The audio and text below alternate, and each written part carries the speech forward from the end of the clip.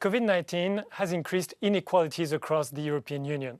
The hardest hit are women, minorities, disabled people, and those in poverty or at risk of it.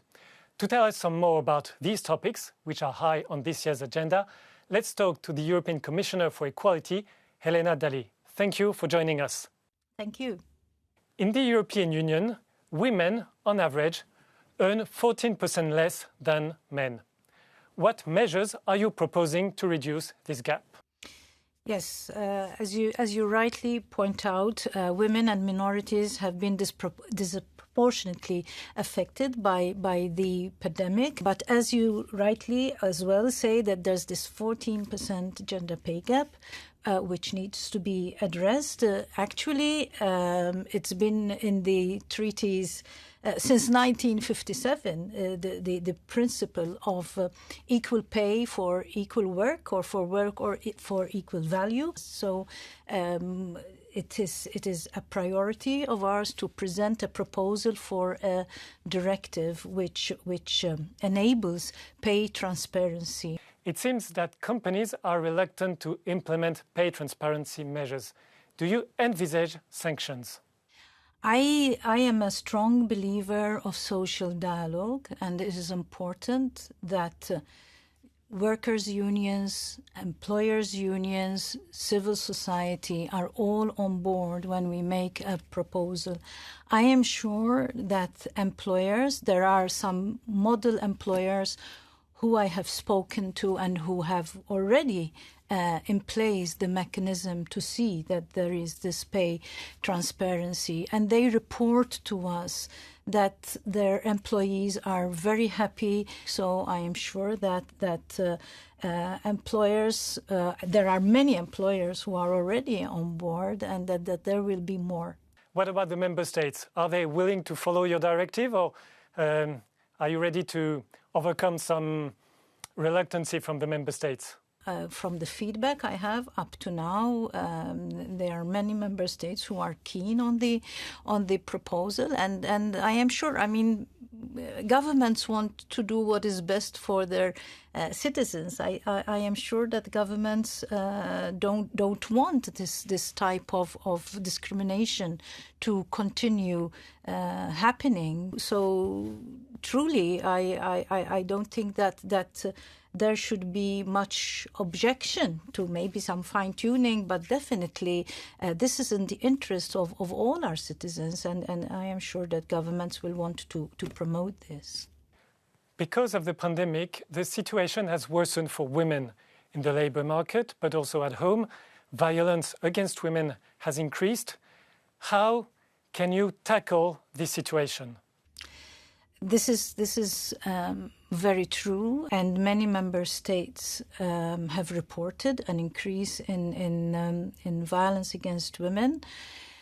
There were member states which took certain actions in order to address the current situation, especially during lockdown, when women were in spaces with their abusers and could not get away from this situation. So obviously there is the ratification of the Istanbul Convention, which the European Union has signed but has not yet ratified, because we have not managed to get all the member states to ratify this. But we shall be having our own legislation also by the end of the year. I shall be presenting legislation which protects women and girls in situations of violence. The Istanbul Convention is a text for fighting violence against women. One member state, Poland, is considering withdrawing from it. What can you do to convince governments to remain part of this convention and to strengthen women's rights? Well, it will be a shame if this happens, but I know also by speaking to civil society organizations in Poland, and also to MEPs coming from Poland, and also national parliamentarians, and that obviously they are against this also. So there is a lot of pressure against this happening. This week you presented your strategy for disabled people who are more isolated than ever because of the pandemic. What is the aim of your strategy? Well, this is the new strategy for the coming 10 years. We shall support by knowledge, by funds, the member states, so that we are heading towards a union of equality. And equality means that every person in the European Union has access to a job, to education, to housing, to health, without excluding anyone. That is our job, to proceed in a way where we will truly have a union of equality. What measures are you proposing to address this situation in terms of building accessibility, transport or education?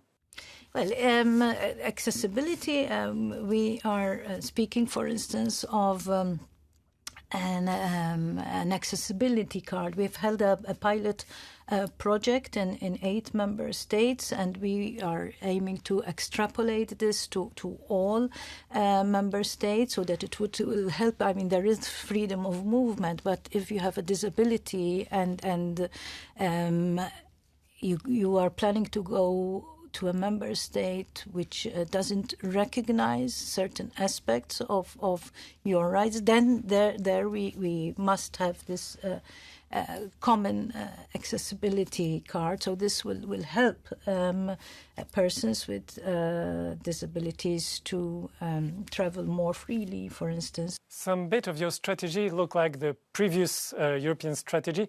What is different with this new one? Well, we cannot say that in the past 10 years all that had to be done was done, and also then there are new realities also which arise. So I wouldn't say that there's been this 10-year strategy, that's it, we've done it.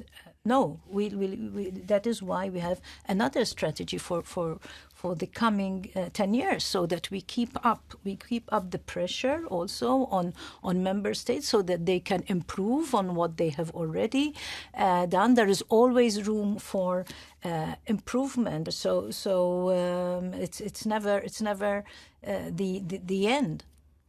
Commissioner Helena Dalli, thank you for answering our questions.